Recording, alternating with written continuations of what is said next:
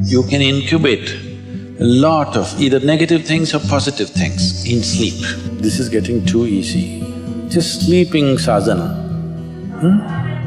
So coming awake to an alarm bell with a sudden start is not the best way to do your life.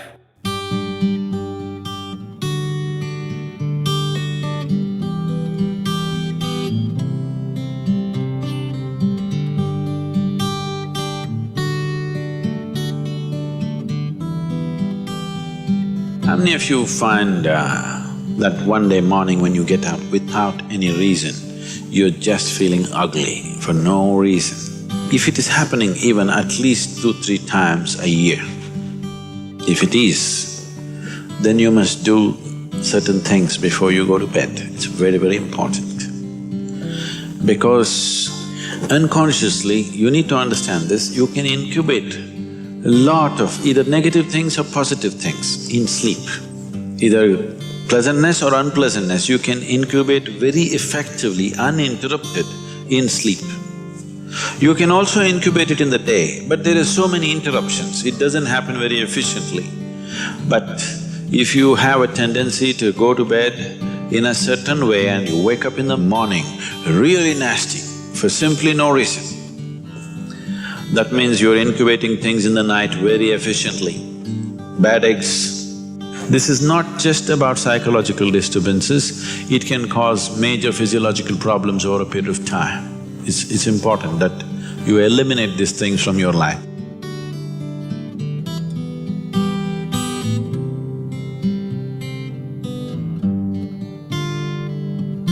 So, before you go to bed in the night, there are certain things that you need to take care of. It's best if you're eating meat and other kinds of meals, you eat at least 3 to 4 hours before you go to bed. The digestion is over. Before going to bed, drink a certain amount of water and go to bed. You will see it gets taken care of just like this. One simple thing can be just a shower. Always to shower before go to bed, it'll make a lot of difference. In this weather, maybe cold showers are difficult, so you go for lukewarm showers, don't go for hot showers in the night. Go for lukewarm showers, it makes you alert. So you will think, oh, I cannot sleep. It doesn't matter, you will sleep 15-20 minutes or half an hour later, but you will sleep better because it will take away certain things. When you shower, it is not just the dirt on the skin that you're taking away. Have you noticed if you're very tense and anxious, whatever, just a shower, you came out, it feels like almost the burden has been taken away from you? Have you not noticed this? So it's not just about washing the skin, a whole lot of things happen when water flows over your body. This shower is a very rudimentary buddhi shuddhi because over 70% of your body is actually water. If you run water over it, a certain purification happens, which is beyond cleaning the skin. One more thing if you want to do, you just light an organic oil lamp, a cotton wick, some oil, anything. What do you use here? Normal cooking oil. Linseed oil, rice bran oil or sesame oil, what do you have? Olive oil, fine.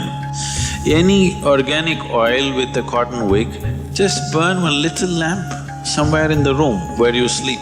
You will see these things will completely disappear. If you can bring in a chant or there are nightly practices, yogic practices, before you go to bed, sit on your bed and do this practice. If you want to do Isha Kriya, it's available on the net. Generally, in India, they told you should not put your head to the north and sleep. You're aware of this? If you put your head to the north and sleep during the night when you're in horizontal positions, then slowly the blood will get pulled towards your brain. When there is too much circulation in the brain, you cannot sleep peacefully. If you have any kind of, inherently weak aspects in your brain, or if you're of old age, you could die in your sleep. One can have hemorrhage because extra blood is trying to enter the brain, where the blood vessels are hair-like. Something extra is being pushed because of the magnetic pull. When you're in a vertical position, this is not so. The moment you become horizontal, this pull on the head is so strong that slowly the blood tries to move towards the brain. So to avoid this is true only in the northern hemisphere. If you go to Australia, you should not put your head to the south. If you're in India, you should not put your head to the north. You can put it any other way, it's okay. Keep this in your mind, that you are truly a mortal, okay?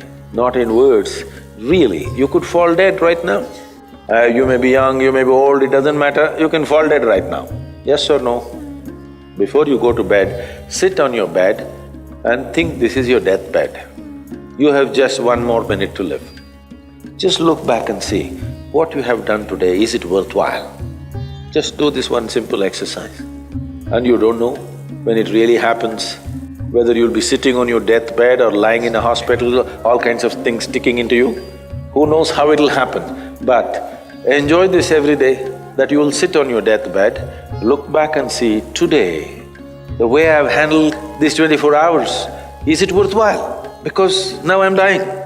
If you do this, you will live a worthwhile life, believe me. So every day in the night, all of you should do this before you go to bed.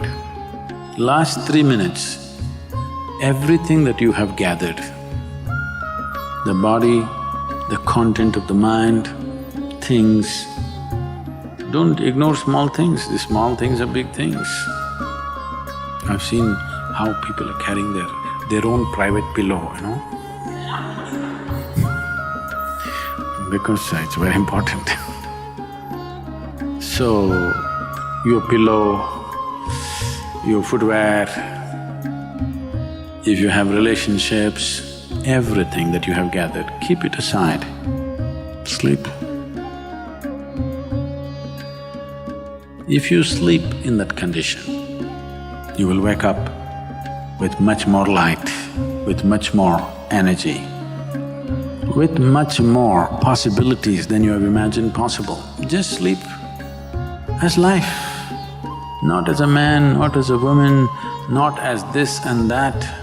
Keep everything down, simply. See, this is getting too easy. Just sleeping sadhana. At least this you must do.